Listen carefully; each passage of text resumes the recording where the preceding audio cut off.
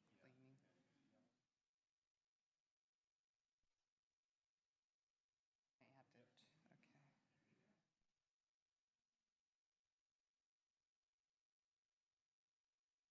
okay. Okay. Yeah, I'm hoping the video will show. I should have been up here earlier, but.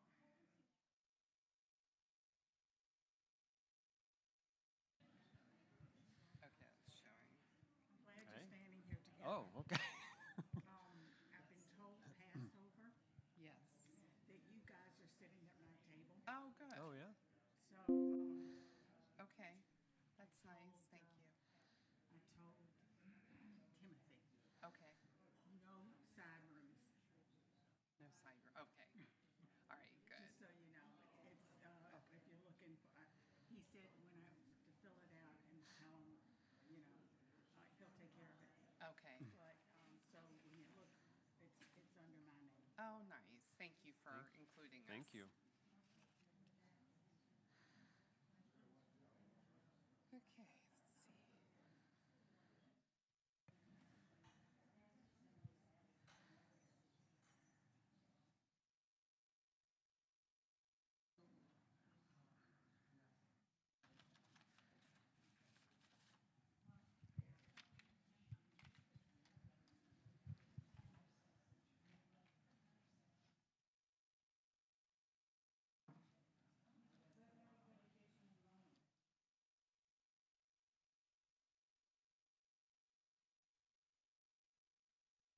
Hi, Norm. Good morning. Hi. I did know, yeah. Okay. Yeah, okay, and the charge is now, should be now on for, like, if someone uses it, they'll be charged. Yeah, but that you don't need to, yeah. I think it's 0.25 cents per kilowatt hour. Yeah, yeah. Okay, so we're a little slightly below market. Yes. Oh, good. Okay, thank you.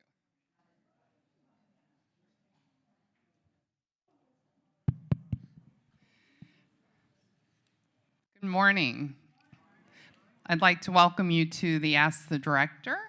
And you can see our great Olympiacs team here. More to come about our results during our presentation today, but aren't they a good-looking crowd? All right, so to start us off this morning, I've asked Chris, our chaplain, to share a few words. Good morning, everyone.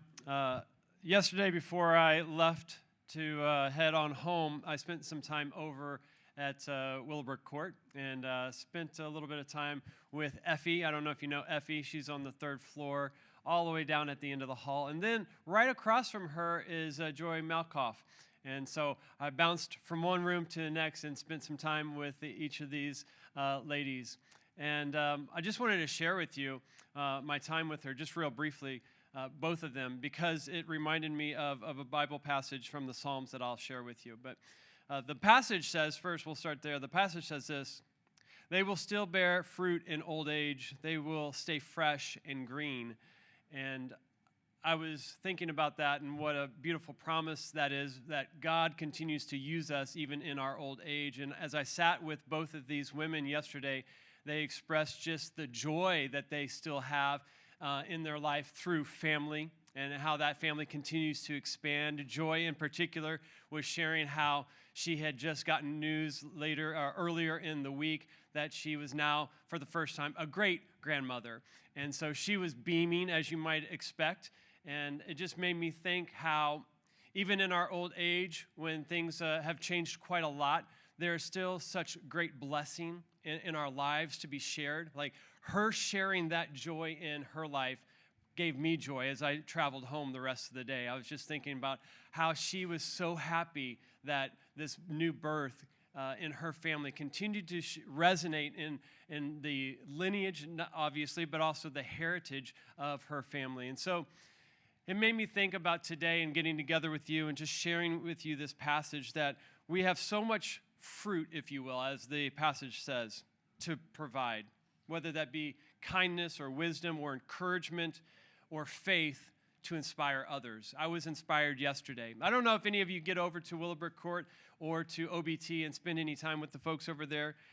They would be blessed by your presence, and in turn, you would be blessed by theirs. And so I just wanted to share with you my experience and encourage you this morning that you have so much to offer, not only to each other, but to the folks over there, and in turn for you and your lives. And so I hope that encourages you to remember that during this different season in life, that there's kindness, there's joy, there's wisdom that you all get to experience from others, and that you all share with us. So thank you for doing that. Thank you, Chris. That's very wise, and I appreciate that message you shared. Thank you. Okay, so I want to just welcome one of our new team members. This is Colleen Bailey. You are going to see her around. She's our new Wellness Home Services Manager. And what her job will be is she will be managing home services in the apartments, both for St. Andrews as well as Edgewater.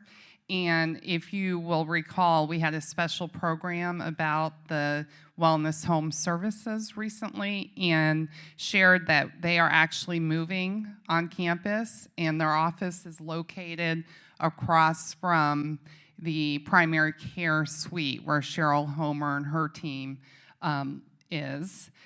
That office is being relocated now, and very soon we will have an open house, and we will invite all of you to come to the open house so you can meet the team, meet the staffing coordinator, get to know Colleen as well. So more to come on that, but Colleen joined our team, and you'll see her running around visiting a lot of different residents.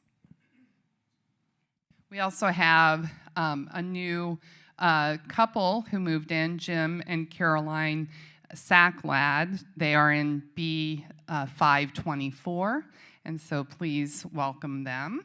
I don't know that they're here. Are they here? They're not here, okay. All right, and then we have Martin Whitaker. I think I said that Whitaker properly, and he's in B501. Is Martin here by chance? And he might go by Marty. Anyone know Marty? Okay, it is Marty. Okay. All right, so moving on to the next topic is ACT's signature well-being experience, and we rolled out the well-being model back in November, and some of you have jumped on the bus and are riding that train with us, or the bus with us, but we are about to roll out phase 2 of the well-being model. I mean, it's pretty quick to run into phase 2, but phase 2 of the well-being model is called the joy part, and that's interesting because we started the meeting off regarding joy. So in the near future, we will be sharing more about phase 2, but the focus will include culinary and dining, as well as purpose and lifelong learning. So phase 2 is about joy. How do we find joy in our life? And so we're excited about this journey. Related to the well-being model is the SECA Challenge, which ends March 20th. And we will be having a special event to congratulate those participants. I think we have 28 residents who signed up for the SECA Challenge, and so we'll be sharing the outcomes of the challenge, but we hope every quarter to have a challenge related to well-being, and this is to inspire you to jump on that bus and join us. Our next challenge is going to be the ACT's well-being model. It's called the Well-Being Loyalty Card Challenge. And what this essentially is there'll be a rewards card that we will provide to all of you. And if you complete at least 8 of the activities on the loyalty card, you will be included in a raffle drawing for a nice gift of fruit. So we're trying to be well in our gifts, but there'll be 10 raffle winners from those who complete 8 of the different activities. And the Royal Wellbeing Loyalty Card looks like this, and it starts April 6th, so it's just around the corner. So you would sign up for any of these items, attend a group fitness class, attend a Mind Bank session. A lot of you already do that. Attend a community event. So you would bring your card with you, and we'd stamp it or initial it. And once you complete at least 8 of these events, you will be added to the raffle. Okay, and we did talk about this already when I introduced Colleen to you, but that the new wellness home service department is coming here on property, and we will have that open house very soon. So I want to show this video, and I hope it's going to work.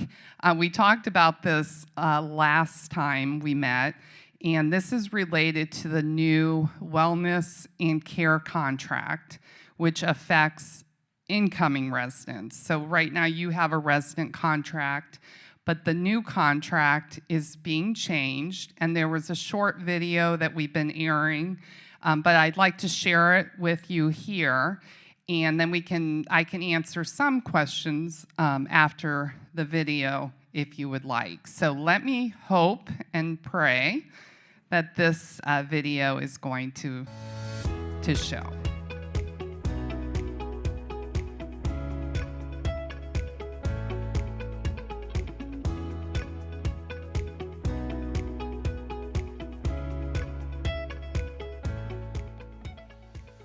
Hello and Happy New Year. Welcome to our first In the Know video of 2026. As you are aware, we use this format to keep you informed and in the know. In this new year, I want to take a moment to thank you for being part of ACTS and for the trust you place in us every day. We are truly enthused about the year ahead. It will be an important one as we continue moving forward with several strategic priorities that support the long-term strength of our communities and enhance the experience of current and future residents. Today, I want to share an overview of one of those initiatives so that you have the opportunity to hear this information directly from ACTS leadership. You may have started to hear new terms such as Tier 7, declining balance, MyACTS Wallet. These are terms specific to one of ACTS's strategic priorities for 2026, which includes updating our resident contract and associated pricing for future residents. At ACTS, we periodically review and update our resident contracts as part of our standard practices. These updates reflect changes in laws and regulations, along with refinements to our policies and operations. They also help ensure our agreements stay aligned with best practices and the way residents experience community life today and in the years ahead. As has always been our practice, any new or updated resident contract is prospective only, meaning that changes apply to future residents. Your resident contract remains fully in place, unchanged. The services you receive today and the terms under which you became an ACTS resident are not affected. You may also know that we are very excited about another important initiative, the introduction of the ACTS Wellbeing Model. This model reflects a more holistic approach to life at ACTS, one that supports physical health, emotional fulfillment, social connection, intellectual engagement, and spiritual well-being. It builds on what we already do well, while intentionally bringing holistic wellness to the forefront of the ACTS resident experience. For future residents, the new contract also includes an update to our meal program.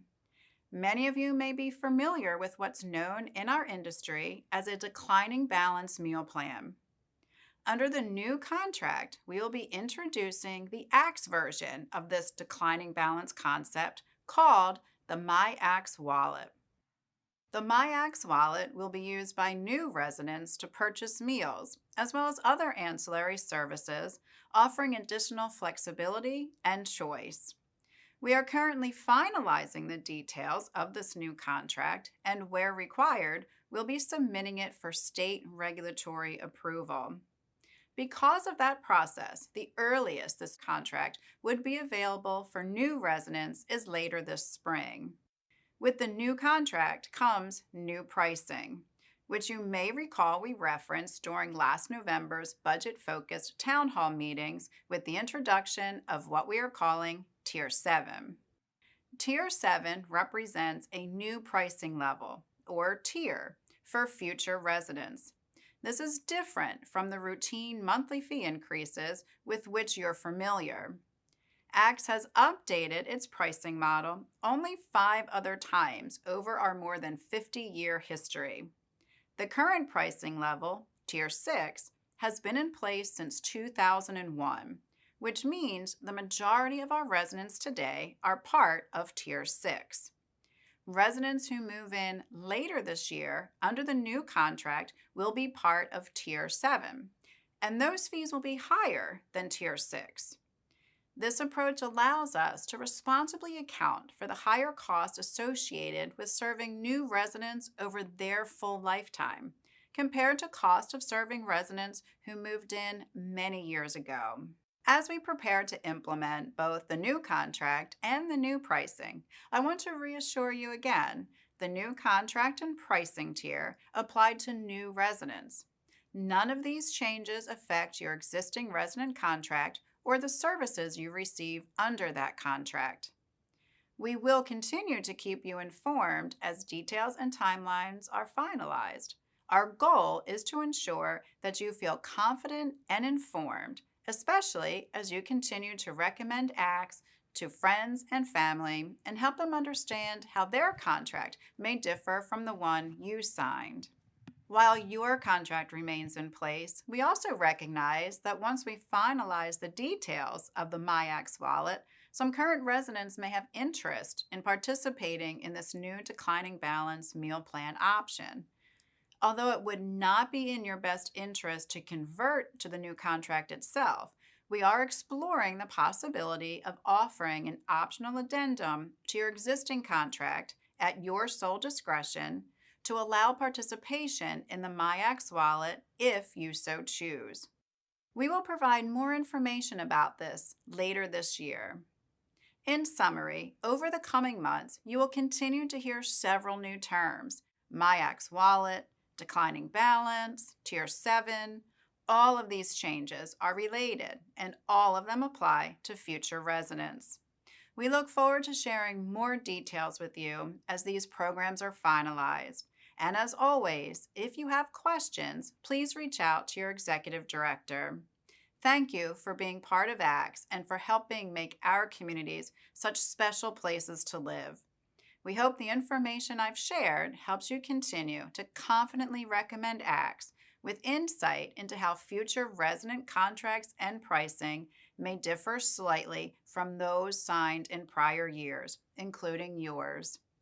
If you want to hear more or for further clarity, please continue watching for a question and answer session led by my colleagues Brian Rudder and Jeremy Neely.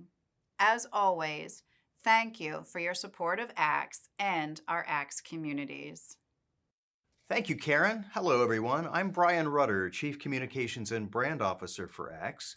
I'm here with my colleague Jeremy Neely, who is Chief Community Operations Officer. And today, Jeremy, we want to spend a few minutes building on what Karen just talked about.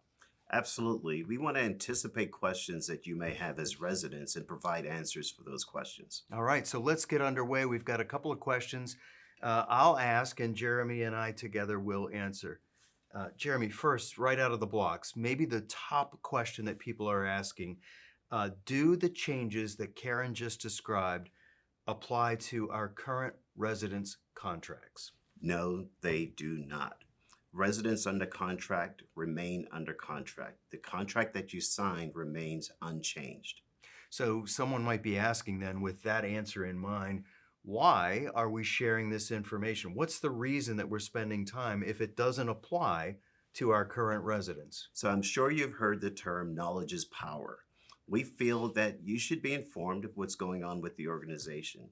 We know that you're very friendly residents, and as new residents move in, you will dine with them. You will go to the gym with them. You'll have conversations with them. So we want you to be informed about the contract that they're signing, even though it does not impact you. Yeah, and I would add to that, we also, referrals are so very important to how we bring new residents into our communities. And we want you, current residents, to feel comfortable as you engage with people that you might be referring into the communities about what their contract will mean. Let's talk about timing, Jeremy. When will the new contract take effect? So we're still finalizing the contract, and we have to submit for regulatory approvals where necessary. So the earliest date that a new resident will sign the contract is spring of 2026. So, Jeremy, our residents may be asking, will they have to sign the new contract that we're talking about? Absolutely not. Existing residents are not required to sign the new contract. So, building from that, our residents don't have to sign the new contract, but should they? I would not recommend our existing residents signing the new contract. You are covered under the contract that you signed, so there is no good reason for you to sign a new contract. Jeremy, which leads us to our next question. What is Tier 7? It's a term that Karen used frequently in her piece. Help us to understand, because that's not a frequently used term, Tier 7. Tier 7 refers to a pricing model that will only impact future residents.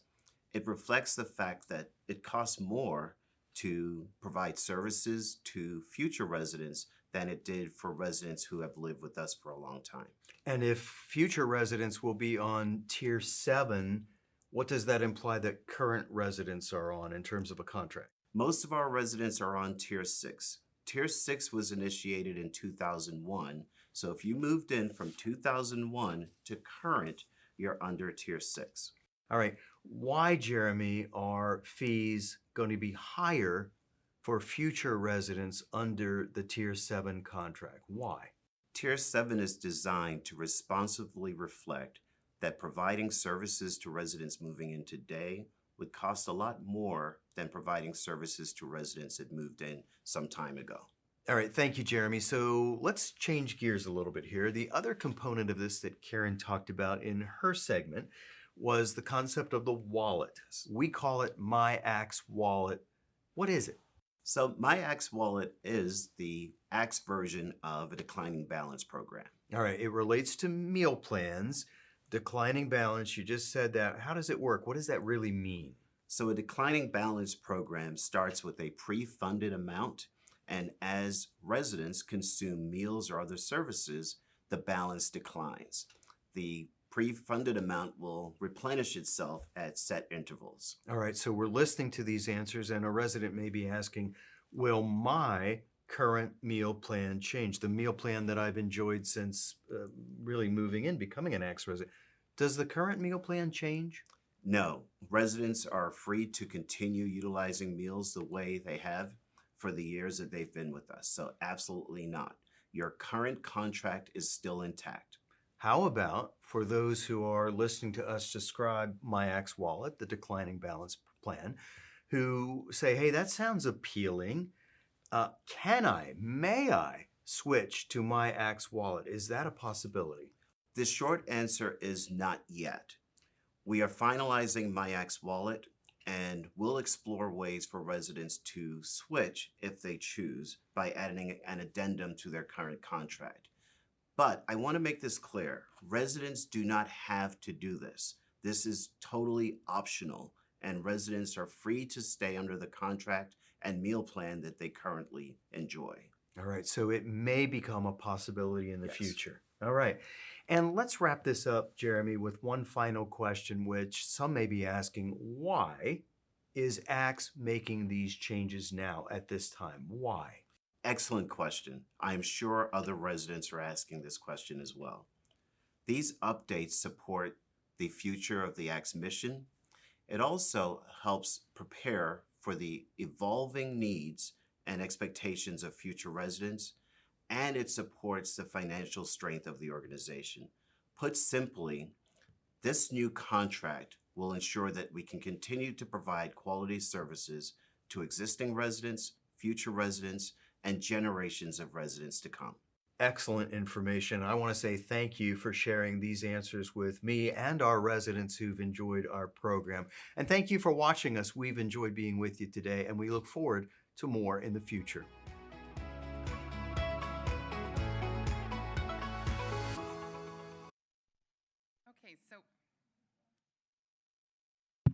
Okay, so with that, are there any questions that you'd like to ask pertaining to the new contract? And we're going to bring you a mic right there, Wally. Thank you.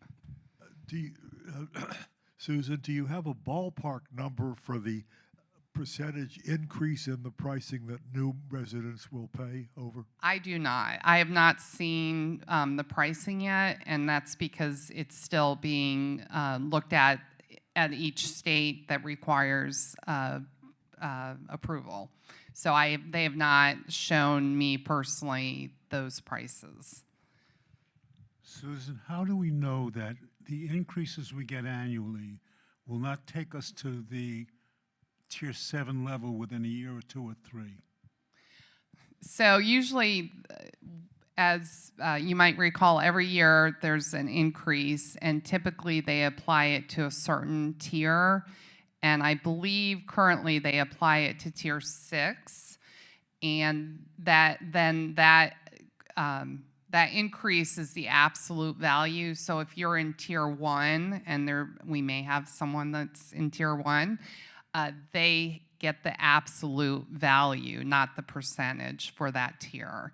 And that's usually spelled out in the letter that you receive, that it's applied to a certain tier, and then that absolute value is applied to the other tier levels. So I don't know next year if it will be Tier 6 or Tier 7 that absolute value will be applied to. Good question, though. So, for example, I'm throwing out fake numbers here. Let's say a studio apartment is $3,000 a month in Tier 6, but it's maybe $2,700 in Tier 5. So the absolute value, and let's pretend that the increase was 3%. So 3% of $3,000 would be $90, right? Doing my math in my head. So then that $90 would be applied to the Tier 5, Tier 4 for a studio. So that's how the percentages work, and the letter describes it with which application, which tier, and then the absolute value is applied for that type of apartment across the different tiers. Does that make sense? Okay. All right, other questions related to the new contract? Okay, well, I just wanted to show you the video because some of you may not have seen it. I know it was a little long, but want to make sure you know, because I'm sure your friends will be moving in and they might be talking in different terms that you're not familiar with. So we wanted to make sure everyone is more familiar with the new terms. Somebody asked you, can I ask you a question? Yes. Suppose somebody comes in and they say, well, what about meals? How many meals do you get a month? And our contract is different than theirs.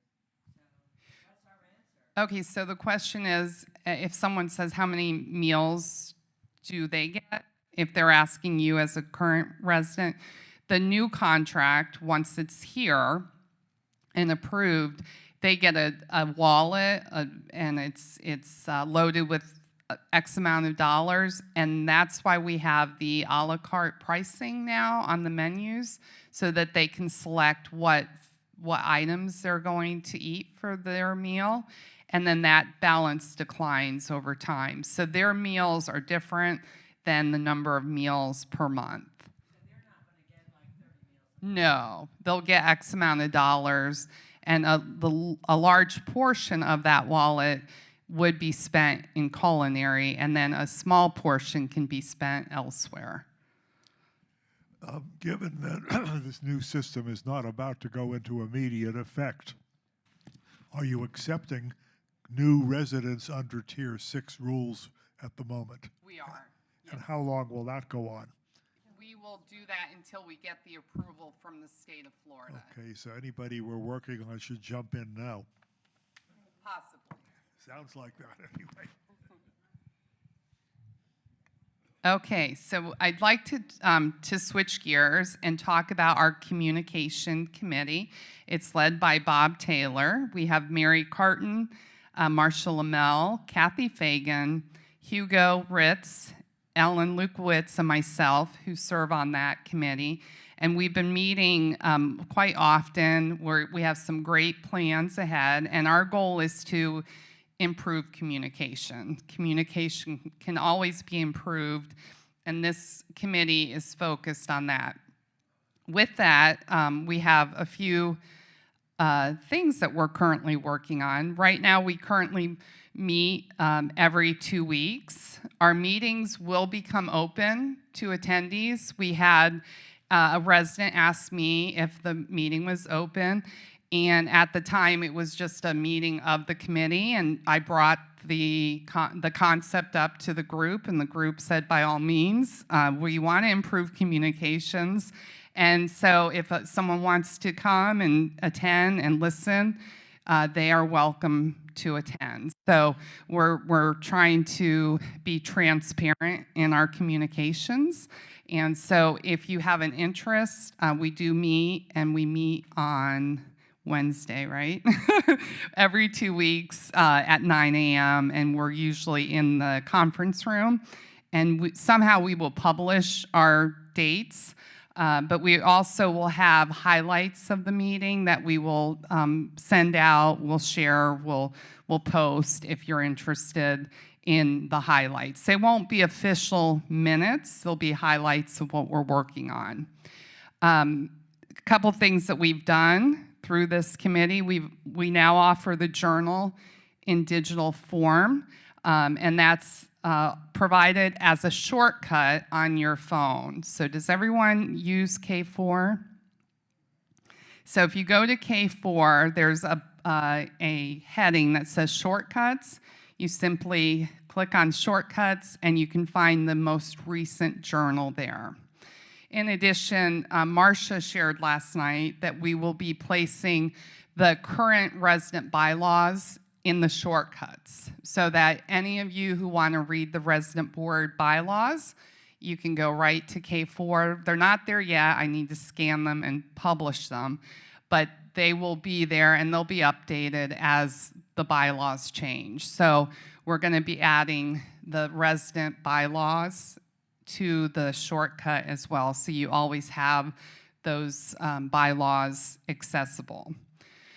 We recently introduced the EDGE weekly publication, and Kathy and Marcia have been working really hard on that and creating a really nice publication. That's in conjunction with what Roz does. Thank you, Roz, for everything that you do. Roz publishes on the forum daily events. The weekly publication is highlights. So it's not going to have everything. It's not going to list every fitness class or things that we typically offer on a weekly basis, but it is a highlight for the week. And that comes out on Saturdays. We publish it on the forum. In addition, we will be placing one of these in C building and B building, and 2 of these in A building, because the elevators are separate. And so we will have these posted. And on a weekly basis, we will have, and we're going to have it in a bigger format, but we will have the weekly publication listed. This stand is meant for 2 things only, and it would be the weekly publication, as well as news alerts. So this will be bigger as well. So we don't want anything else placed on here. This is strictly for the weekly highlights as well as the news alerts. News alerts might be the water is being shut down in your building, or the phones are down in the elevator, something like that. So if it doesn't pertain to your building, you're not going to see the alert. If it pertains to your building, we will put a news flash alert on the stand. And that's meant to highlight anything you might need to know right away. So if we have an issue, we'll post this and take the weekly alert down for the day or two, whatever we need to do. This is to reduce paper and to stuff all the boxes. We'll have one spot for any major alerts as well as the weekly bulletin that I know it's called something else, the Edge Weekly, thank you, publications. So be on the lookout for this. We need to share it with some of the residents who help to distribute items for us and show them how it's going to work, but this will be up shortly. Again, we are trying to promote attendance to meetings.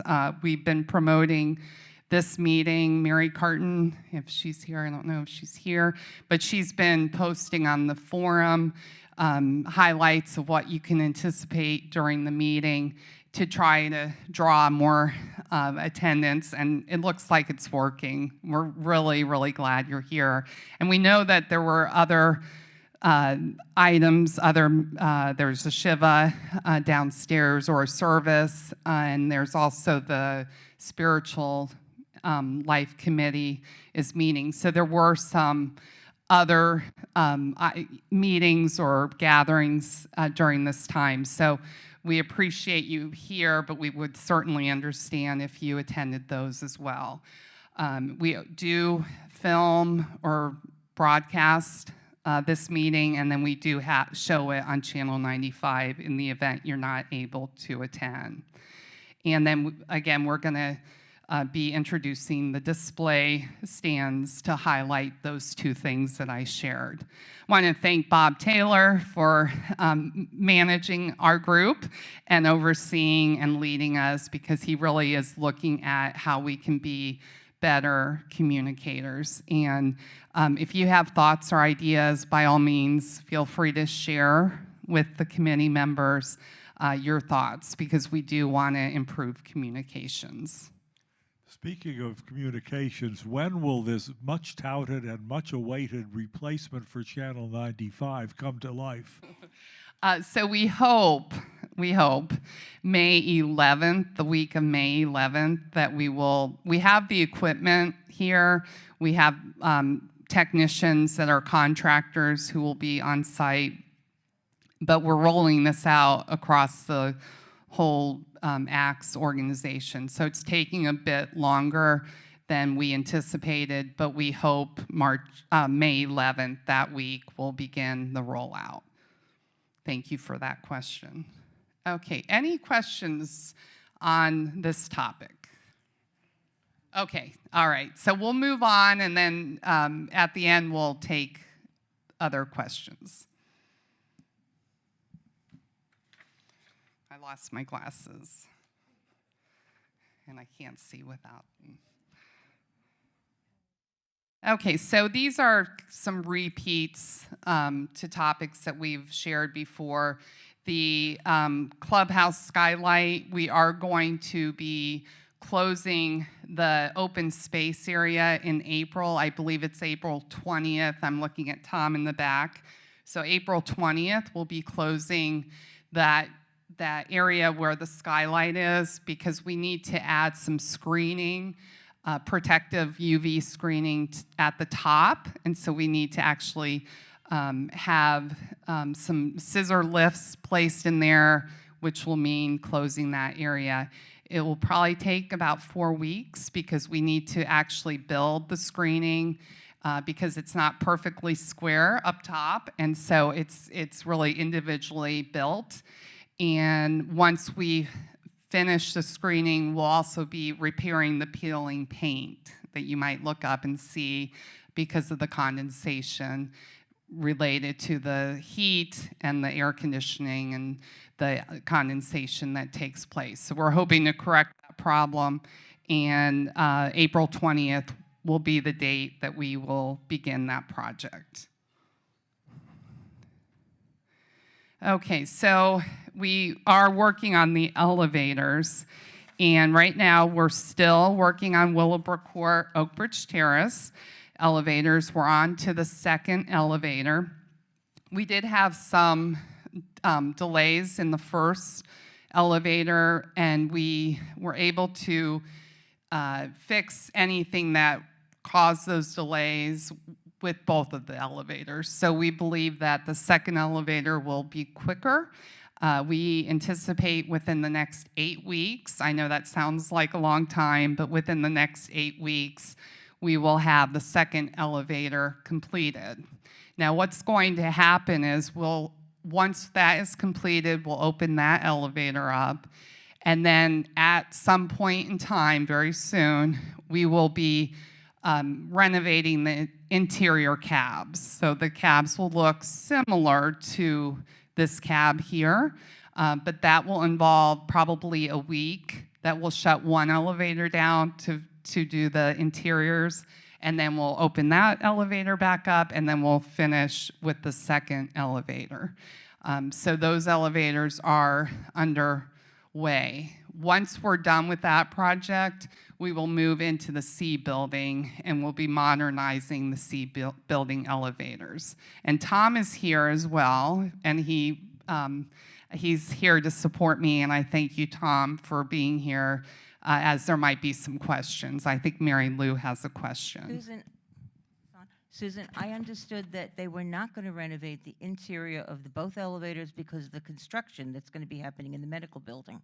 That is true. Sorry, let me shut that off. We initially felt that we were going to delay, but the Willowbrook Court project, Oakbridge Terrace project, is a 2-year project.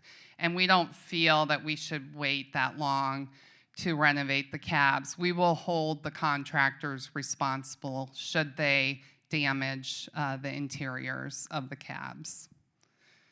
You know, that's someone's home, and we want the cabs to look nice as well.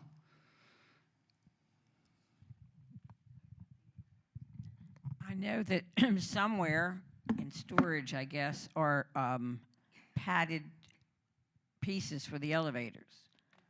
Would it be terrible to put those up? Yeah, so once we start the project for Willowbrook Court, we would protect the cabs. Okay.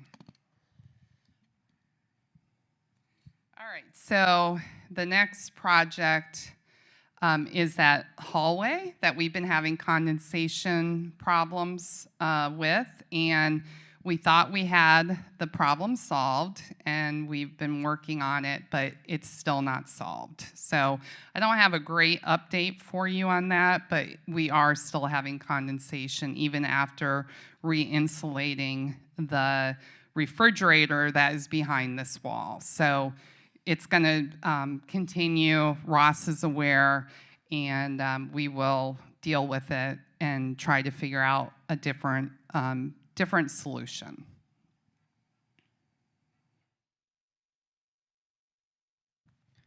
We have questions, Susan. Okay, sure.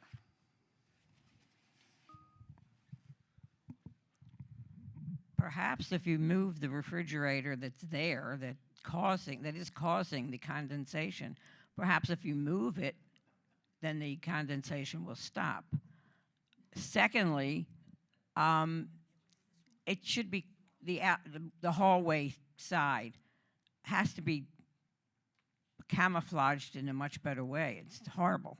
Right, so we put new drywall up, and we thought we had the problem solved, and we don't. So we are going to have to come up with a different strategy. We might have to pull that cooler out and fix it that way.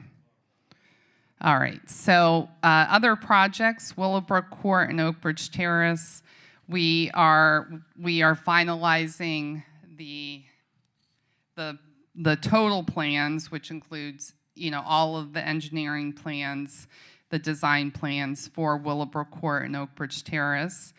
And we will be submitting the final drawings to the county once the Agency for Healthcare Administration approves our final review. So we're waiting on that review to be approved. And once they approve it, then we have the plans. They're just finalizing them, and we'll submit them to the county for approval. That can take 4 to 6 months to get the approval through the county because it's a major project. And then once that is approved, we will then begin the project. We plan on using, at this moment, Proctor Construction. They are managing the process. We hired them to manage it, and now they have to price out the project. So we're pretty confident we're going to be using Proctor, but we're waiting on the final pricing estimate. So that's where we are with that project. We have a question in the Yes, back I'm here, sorry. Susan. The final plan, I understand, does include hurricane windows? It does, but yes, not- Sally. Not central air. Right, correct. But the plan that's in front of the Proctor now for the state approval does include the hurricane windows. Yes, it does. Thank you. Thank you. Thank you, thank you, thank you. Okay. All right, B building carpet and paint. I spoke with our interior decorator yesterday. She is anticipating that the carpet samples are being delivered today to her. And then she's waiting on a few samples of the LVT planks. The LVT is like wood-looking planks. And she's hoping that those will come in, and we want to meet with the residents again in B building. We're hopeful next week. So as long as she gets all of the rest of the samples, we will let the B building residents know, and we'll probably meet in the Wheaton's room, and we'll show the selections, and we'll have the residents living in B building participate in what they like, what they don't like. Hopefully we'll like what she's providing, and then we can get the order done and get that project underway.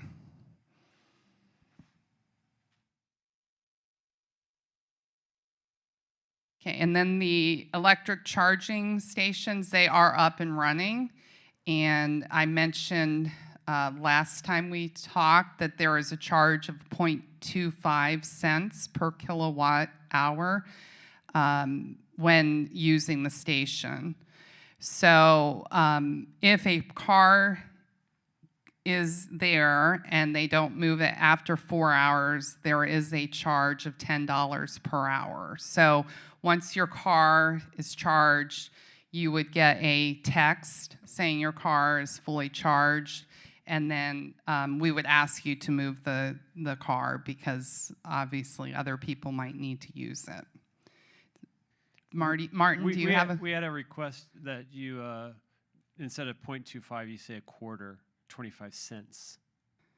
It's 0.25 cents, I believe. No, okay, so correct me, please. What is it? Okay, Norm, where are you? Norm tried it out. It probably wasn't listed at the time. The email I received shared 0.25, so it's probably 25 cents to your point. Thank you. Okay, thank you.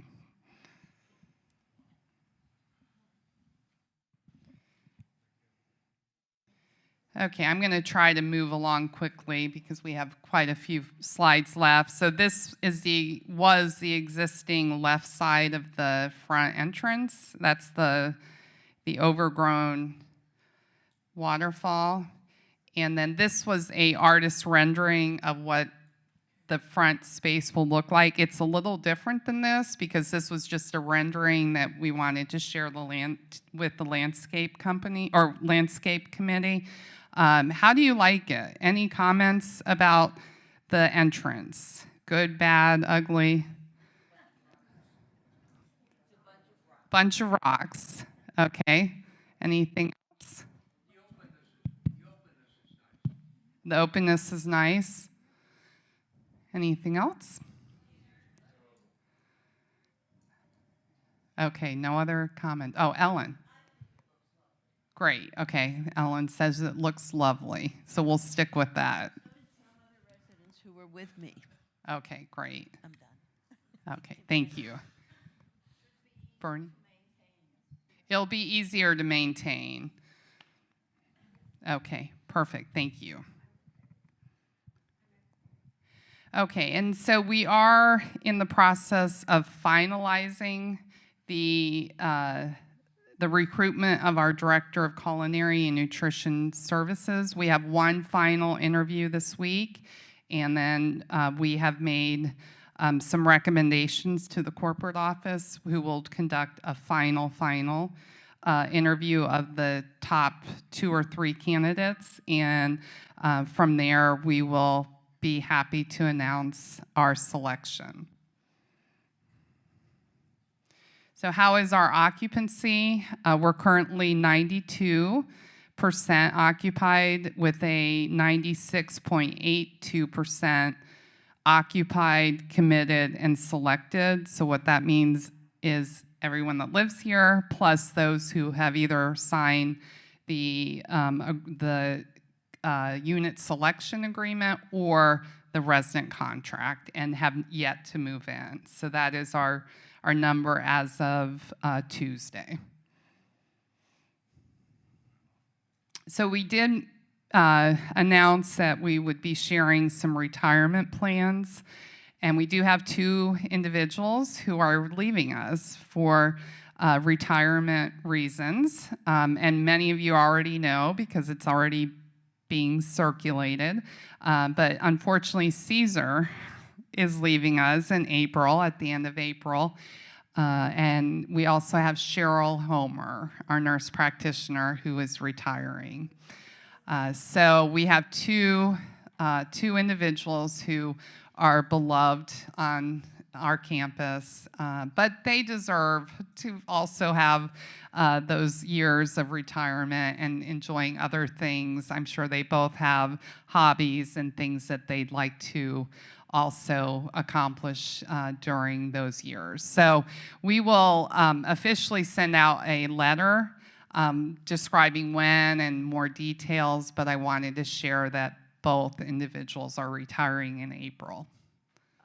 As someone who is a patient of Cheryl, I am concerned about deadlines and what will happen in a period between the time she leaves and between the time a replacement is hired, because I have not seen that process happening very rapidly with other new hires. What happens then?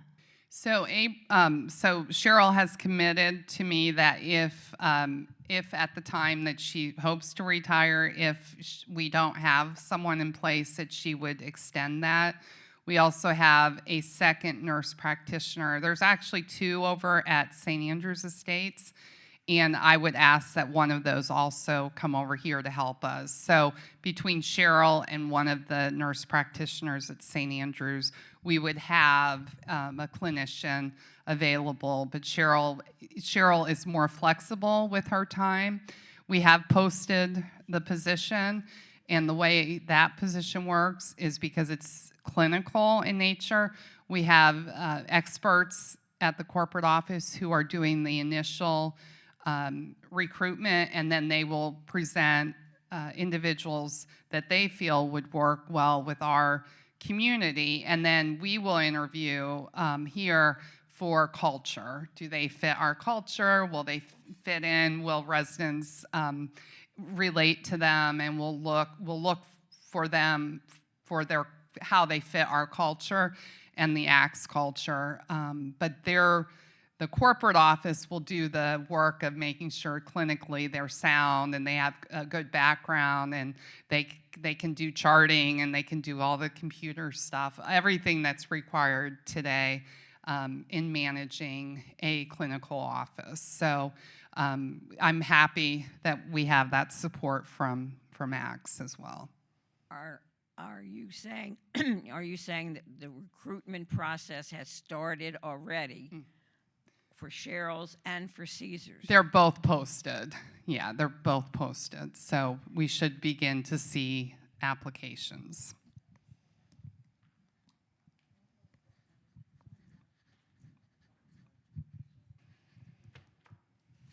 What about our security head? Has that position been posted? The security supervisor position was posted. We made an offer, and unfortunately, the person really spent a day and a half with us and decided the position really wasn't what he was looking for. So we are back to recruiting as well. Okay, so now I want to jump to some fun things and talk about our Olympiacs. So we had a group of residents who either drove separately or participated and jumped on our bus and went up to Indian River last week. We had Mickey Levinson and Judy Simon playing bridge. Our chair volleyball team was Gary Elsner, Marlon Kiefhaver, Ben Wolfson, Bernie Cohen, Jane Lenson, and Kathy Fagan. We also had cornhole, Bernie Krutchik and Susan Davis. Jigsaw puzzle was Mary Sue Donahue and Sue Wax. We had ladies putting, Dale Adams. Men's ping pong was Shelley Shear, and men's putting was Bernie Cohen. We had spelling bee, Gerald Evans, and trivia, Connie Carbone and Carol Rubin. And walking relay with Sheila McLaughlin, Bob Taylor, Elaine O'Neill, and Ben Wolfson. So that was our team. And I want to, yes, I want to thank Felipe for being our leader. Also, Ellen Lukowitz and Ross Valley were there. Susan Bradley also helped out. Anyone else? Stephanie Weiss, thank you, also helped out. So we had some team members also there cheering the teams on. And so we had a few medals. Our chair volleyball team brought home the bronze. That was really competitive. And that was just, everyone was in the room cheering their teams on. It was a lot of fun. And then our mile relay team brought home the bronze as well. Congratulations. Okay, and then we had Shelley, who brought home the silver in ping pong. We had Gerald, who brought home the gold in spelling. Is Gerald here? He just, he killed it. They said, Ellen said he's like the best speller. And then we had Marlon Kiefhaver, who brought home silver for our ping pong competition. Marlon's here, right?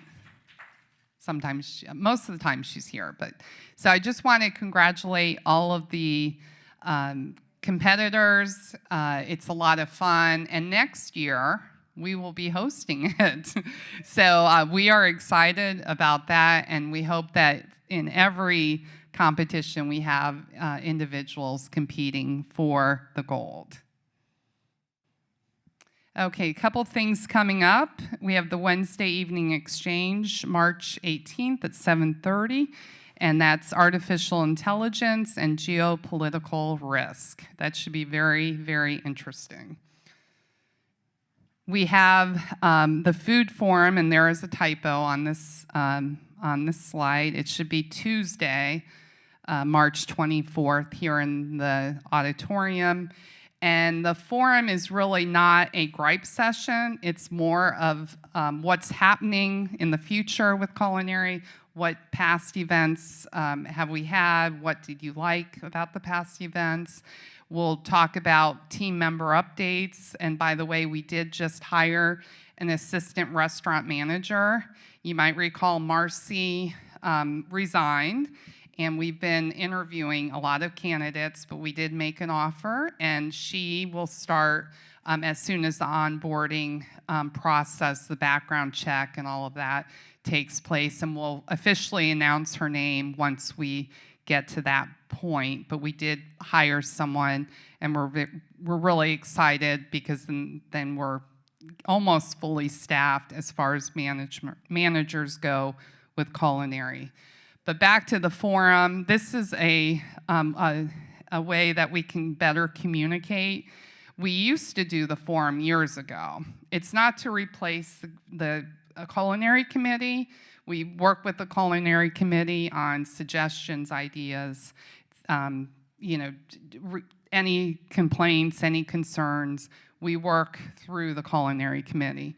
This is more to highlight what we've done, what we're doing, introduce team members, and talk through different purveyors. Like we're going to have Nestle here, and our Nestle purveyor.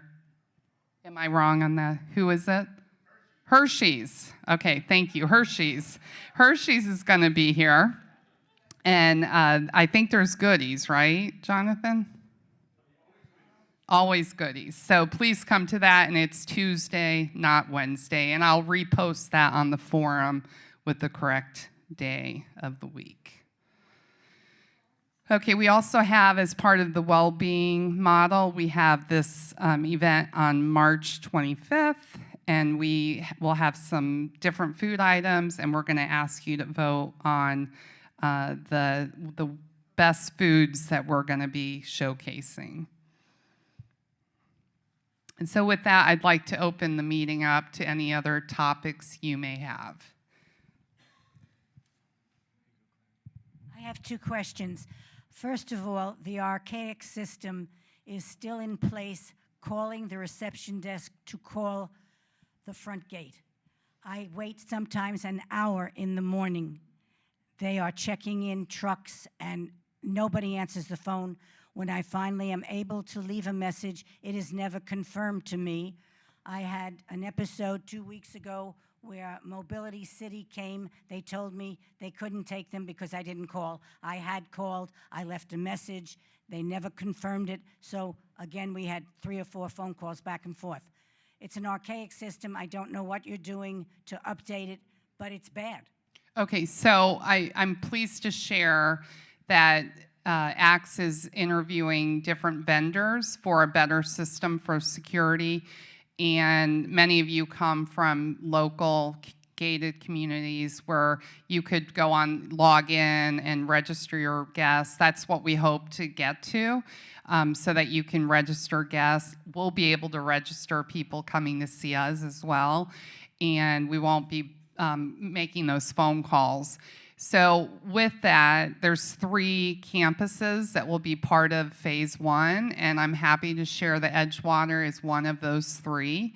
And so they are right now talking with a variety of vendors, and that will be here on campus. Now, I'm not that involved because it's a corporate initiative, but I have shared what I've heard and what residents would like to see in that process, because it is archaic, like you say, and we are trying to get with the times and improve that whole communication piece as well. Okay, I have one more question. I live on the 1st floor in the B building, and when I walk down towards the mailbox, there is a terrible odor emanating from the incinerator. I have come out there with sprays. I don't know if that area is washed down, but it is a bad odor. Okay, we'll take a look at it. I know that recently there was a concern, and I know that we pulled everything out. We washed the walls down. We used chemicals in there, but we might have to look at how do we insulate that room so that the smell doesn't come into the building. Thank you. We have one back there first. Okay. I just have one question about that, the archaic communication. What good does it do if you can finally call the gate and register your guest if you still have to go downstairs and let them in? Right, okay, so I'm trying not to let the cat out of the bag here. We are approved of additional dollars this year, but it'll be later in the year. And so that's why I always hate to share too much early, because then everyone's like, well, when is it going to happen? Why hasn't it happened? So I'm going to share something with you, but it's not going to happen right away. But we are also looking at the entranceways and a process with that. But we are going to be hopefully replacing the Medico keys with a card access for all of you for the entrances, which will be more safe. Medico keys, while they can't be duplicated outside, individuals sometimes lose them and we have to give them a new one. The cards, if you lose a card, we just reissue a new card and the old one gets out of the system. So we are also being given some funding for that project as well. And I will include the access to the buildings that either security would be able to open the door from the gatehouse for your guests. Last night at the board meeting, there were several things brought up, and mainly it has to do with housekeeping. It used to be that housekeeping services were better. Since they got an increase of the hourly rate, things are going downhill. The housekeepers themselves are not aware or don't have to be aware of the fact that sometimes the hallways have debris, and it should be picked up. They don't have to use their bare hands. They have rubber gloves. So that's not a problem that they do have. They just ignore it. Public areas need better cleaning. The lobby downstairs. If you're not going to replace the carpet, then the carpet needs a thorough cleaning, not our cleaning equipment that doesn't do anything. Also, now that you have hired someone as an assistant dining room manager, whatever, would it be possible then to include at the front desk in the dining room an adult at all times that dinner is being served in the dining room, so that they can observe people and highlight the problems of the dress code? So we would not use our managers to stand at the door. They need to be in the dining room, walking around, and if someone's dressed inappropriately, we need to address it.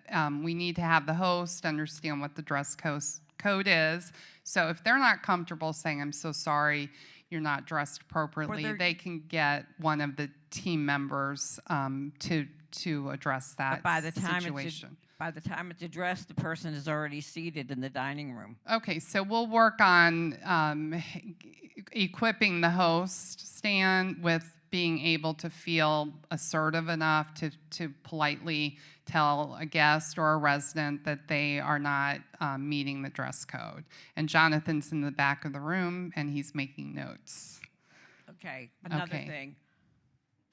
All I have to do is remember what the other thing was. No,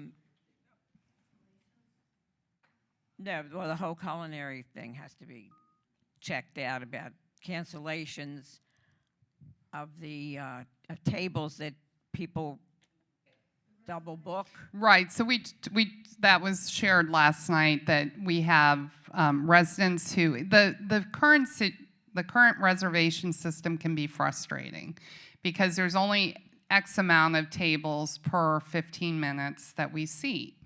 And some of you like to eat at 5, others like 5:30, some of you like 6:30.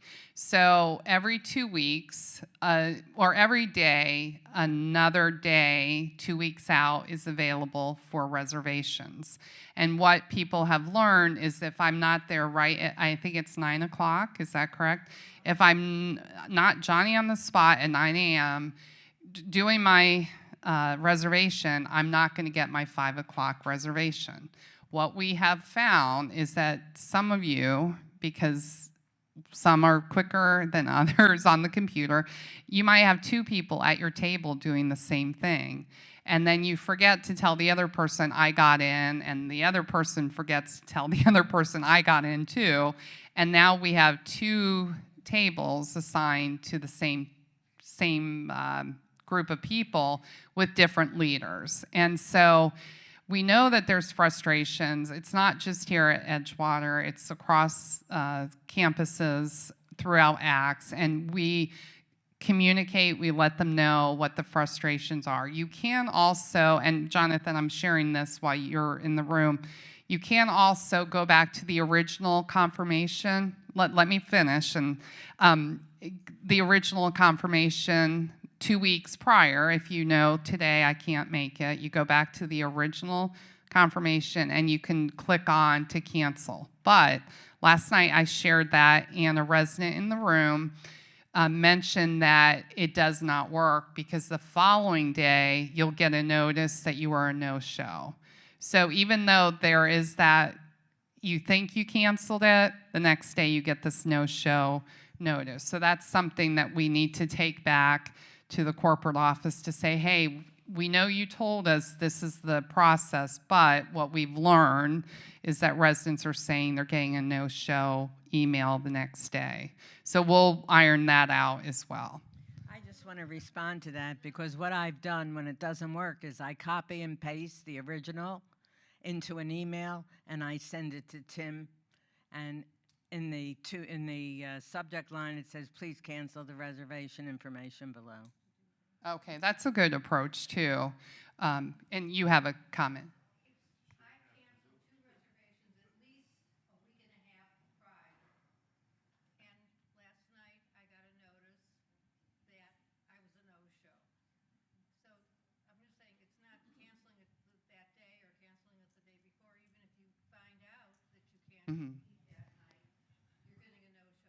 Okay, so it sounds like there's a glitch in the system, so we'll take that back.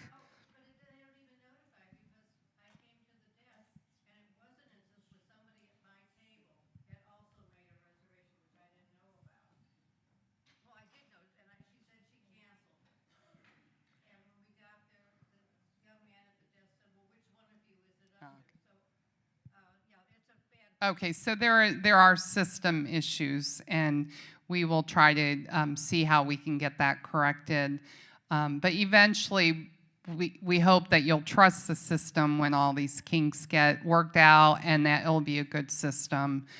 We're throwing a lot of different things out there, and with that, there's always glitches, and we're trying to work through that.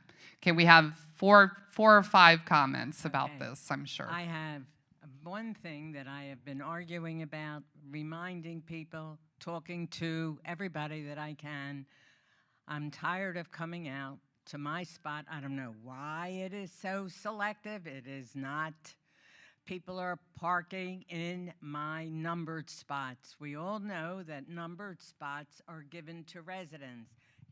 People should be telling anybody, their work people, their friends, their family, and I have asked numerous times, Ross, to please put a sign, no parking in a numbered space. Otherwise, you will be booted or whatever he does. But it has happened to me in the last year Paula. again, at least 7 times. It's ridiculous. So, and we do, you know, if you know you're having guests who have never been here, please let them know you can park in a guest spot, but please don't park in anything that has a number on it. So help us. Yeah, no, I know you, I'm sure you do, and I appreciate that. But if everyone could use that same messaging, that might help to reduce that annoyance. Yes. I want, pardon me, I want to go back to culinary/nutrition.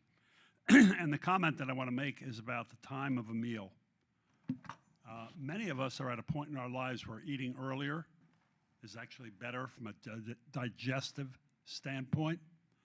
And I know that when you're dealing with works people and so forth, servers, etc., that you can't serve flat. You can't fill up the whole room at the same time. You just don't have enough servers.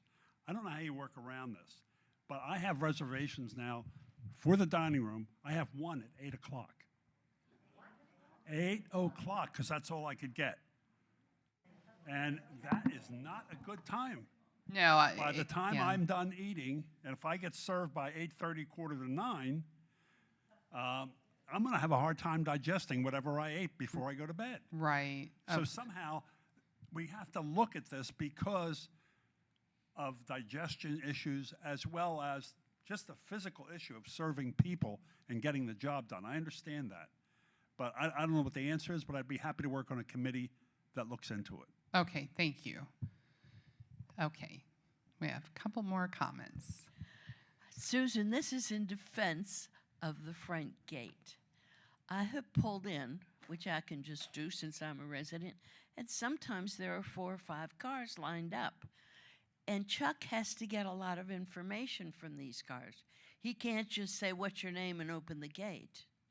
And I agree with what Chuck has to do, but I don't see any solution because it's for our protection. So the solution is we're one of 3 campuses that they're going to roll out a new gatehouse entry, and it will likely be that everyone provides their license, driver's license. We scan it in, and we know they're here for whomever, and it's an easier process. So we are part of one of 3 campuses who are lucky enough to be first in line to at least try out a new system and then work out the kinks. It's no fault of theirs, but they have to get all this information.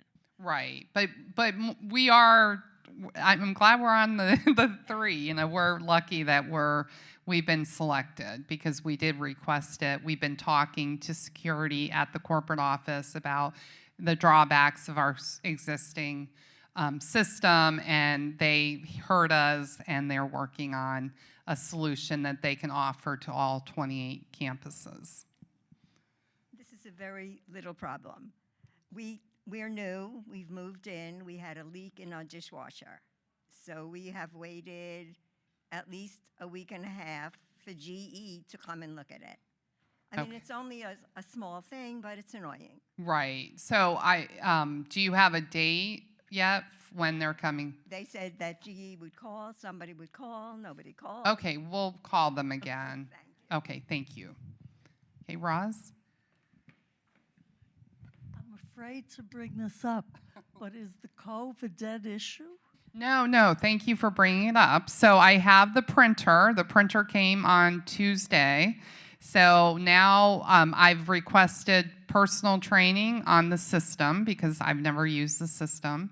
So we have the printer, we have the iPad that will ring people up. We're not having cash in the Cove. So I'll receive training, and then once I receive training, we'll ask residents who want to work in the Cove to receive the same training, and then we'll be able to have a date for the Cove. So we have all the mechanics, if you will. We have the charge system, which is a Square D. We have the printer. If you want a receipt printed, we can give that to you. We just now need to be trained on it. I also want to mention, I watched the program last night, the resident board meeting. Sometimes you use the microphone, sometimes they don't. In addition, when people in the audience ask questions, you don't know what they are or what the question is or the answer. I know last night we did try to pass out the mic, and sometimes people were talking before the mic got to them. They have and to repeat the question. Yes. Whoever is answering it, because it's crummy afterwards if you're not getting any of the information. Right, that's true. And I put it on for people to watch. Right. So I do try to repeat the questions if someone's not projecting. And the comment is sometimes the audience will ask questions either at this meeting or at the board meeting, and it's hard to know what the audience asks if we don't repeat the question. Myra? Do you want a microphone now, Myra? Yes, please. Pertaining to the microphones, when the board meeting is set up for the evening meeting, the microphones are at the front table, but last night, there's also a headphone microphone that I usually wear, so that there is another microphone that's free. We didn't have that last night, so it was whoever set up the evening left us with 2 microphones and didn't leave that, and I don't know how to do it. Okay, so we'll try to repeat questions in meetings for the viewing audience out, hopefully watching. All right, thank you. Okay, well, thanks so much for being here. And we hope you have a nice, it's almost the weekend, a nice day ahead of. Thanks.